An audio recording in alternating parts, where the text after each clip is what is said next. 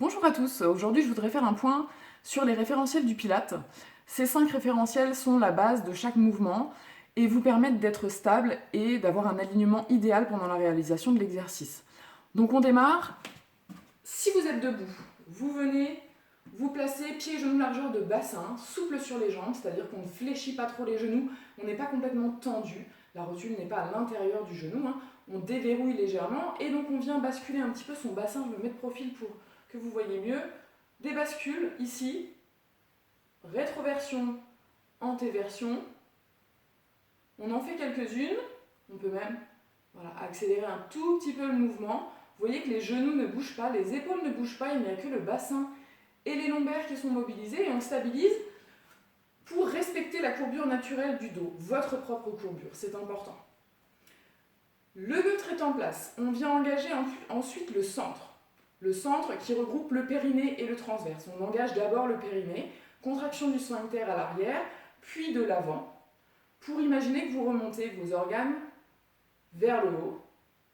D'accord ? Le périnée fait comme un hamac, d'accord, et soutient le poids de vos organes dans le fond du bassin. Il faut essayer d'alléger un petit peu ce poids en l'engageant, en le contractant, pour éviter justement que lors des exercices, avec la pression éventuelle ou l'engagement des abdominaux, que les organes ne viennent pousser sur ce périnée. Donc on engage ce périnée, on le connecte.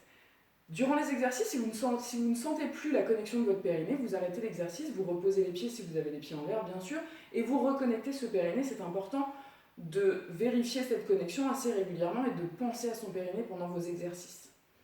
Le périnée étant contracté, porte des selles, porte des urines engagées, on vient chercher à aspirer un petit peu le nombril et à chercher de l'autograndissement pour contracter ce transverse qui est le muscle profond de la paroi abdominale et qui fait tout le tour ici, d'accord, qui vient s'accrocher sur le bas du dos au niveau des lombaires jusqu'à l'avant sur la ligne blanche où se réunissent tous les abdominaux.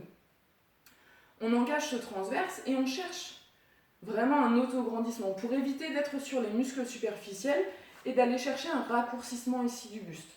On cherche de la longueur, de l'autograndissement. Imaginez que vous rentrez dans un pantalon trop petit, c'est cette sensation-là, d'aller chercher vraiment sur de l'affinement au niveau de la taille et de la colonne. D'accord ? Donc ce transverse, à ne pas confondre avec les muscles superficiels. Le transverse est le muscle profond. Vous devez vraiment avoir une sensation de gainage, d'allongement, d'autograndissement et non de raccourcissement. Vos côtes ne doivent pas se rapprocher de votre bassin et inversement. Le centre étant stabilisé, ce deuxième référentiel étant en place, on vient donc respirer au niveau thoracique, puisque le nombril étant aspiré à la colonne, on ne peut plus laisser le ventre se gonfler. Nous respirons donc dans les côtes. Respiration qui est dite en pilates thoracique, antérieure, latérale et postérieure. D'accord ? Si vous placez vos mains sur vos côtes ici, sur le côté, vous devez sentir qu'elles bougent en gardant ce transverse engagé. Les côtes bougent, le nombril et les clavicules sont stables.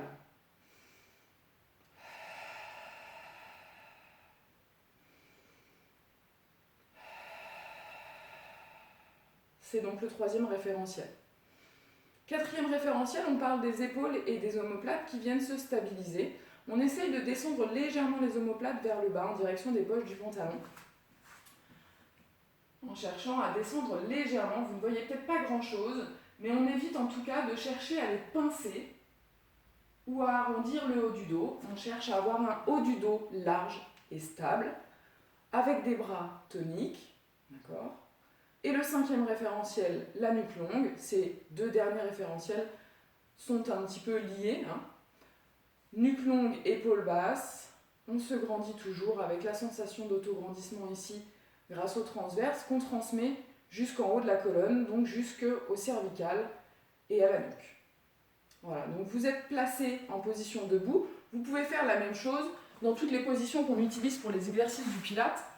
C'est intéressant de travailler la position neutre du bassin en position allongée, puisque vous avez souvent plus de facilité à ressentir cette bascule avec le dos à plat.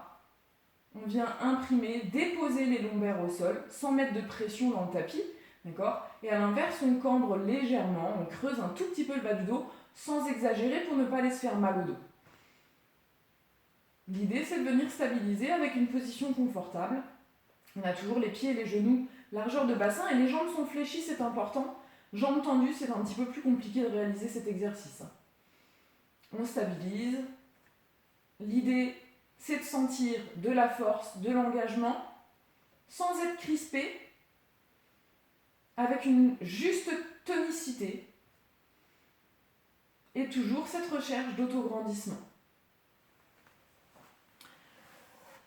L'autograndissement, c'est un terme que j'aime bien puisqu'il vous donne une belle image et à mon sens, il parle assez facilement à l'ensemble des personnes que j'ai en cours et il vous donne une tonicité juste et un engagement juste pour réaliser tous les exercices. Voilà, donc si vous avez des questions, vous n'hésitez pas, vous m'envoyez un message et puis on en parle. Merci à tous.